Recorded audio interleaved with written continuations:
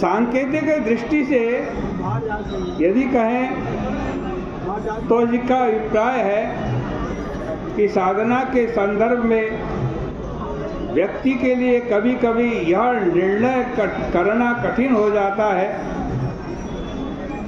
कि ईश्वर को हम किस रूप में देखें, ईश्वर से हम किस संबंध का निर्वाह करें।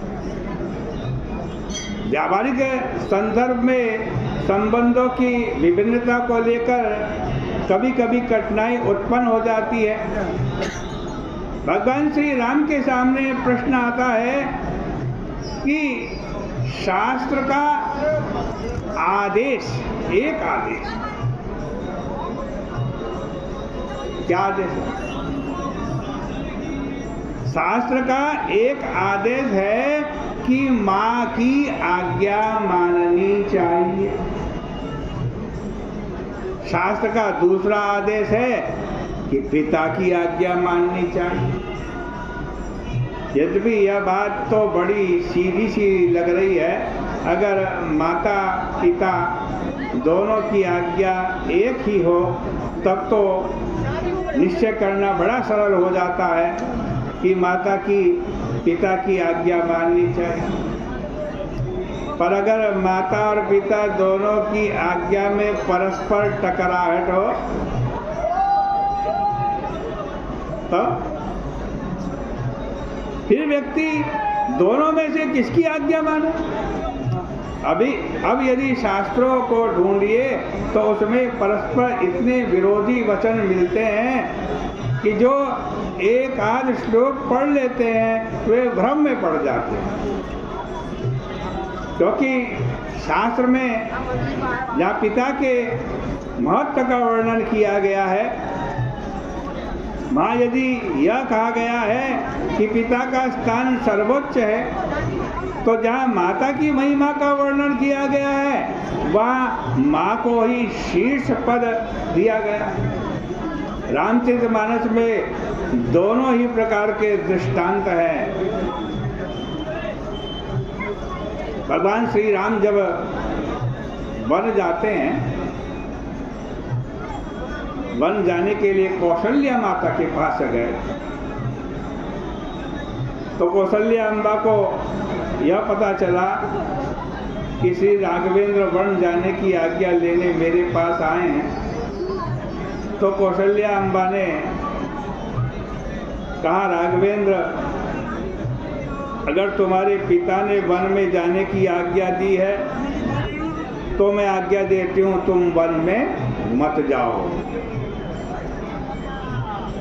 माँ कौशल्या अम्बा का वाक्य यही है, जो केवल पितु आयुष दाता, जो केवल पितु आयुष दाता, तो जन जाहूँ जानी बड़ी माता, तो जन जाहूँ जानी बड़ी माता।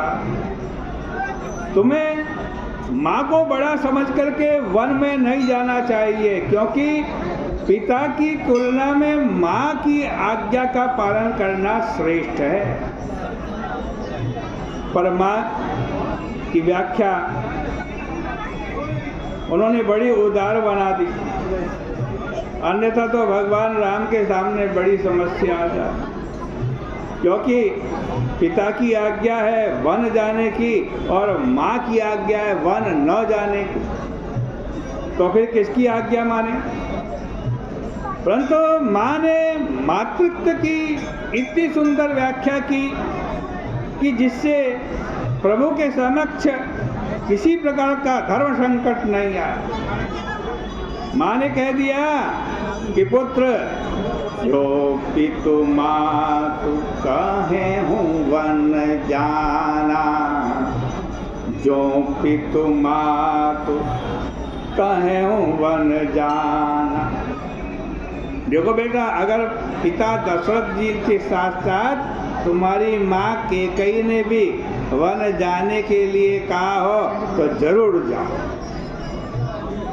प्रभु बड़े प्रसन्न हो गए कि चलो माँ ने ऐसा सूत्र दे दिया कि जिससे मेरी समस्या टल गई। लेकिन इस पंक्ति के आधार पर यह तो कहा जा सकता है कि पिता की अपेक्षा माँ बड़ी है।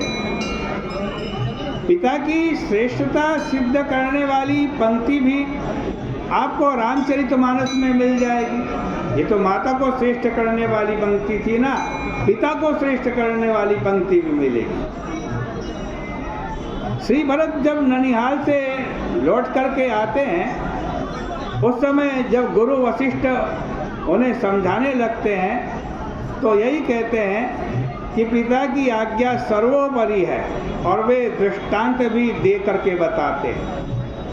परशुराम पितु आज्ञा राखो, परशुराम पितु आज्ञा राखी, मारी मातु लोक सब साखी। पिता का पद तो इतना महत्वपूर्ण है कि परशुराम जी को जब पिता ने आज्ञा दी तो उन्होंने अपनी माँ का ही वध कर दिया। अगर परशुराम ऐसा कार्य कर सकते हैं तो तुम्हें तो राज्य लेने की बात को पिता की आज्ञा के रूप में स्वीकार कर लेना चाहिए। तो भाई, कर्तव्यों तथा मान्यताओं में टकराहट के रूप में इस प्रकार का अंतर्द्वंद हमारे और आपके जीवन में होता है। रामचरितमानस के अंदर आज इसका बड़ा ही सरल और बड़ा ही उत्तम उपाय बताया है कि हमें क्या करना है। लेकिन अब समय बढ़ गया है, आगे की चर्चा कल के प्रसंग में आपके सामने करेंगे। प्रेम से आरती करो। बोले गंगा मैया की जय।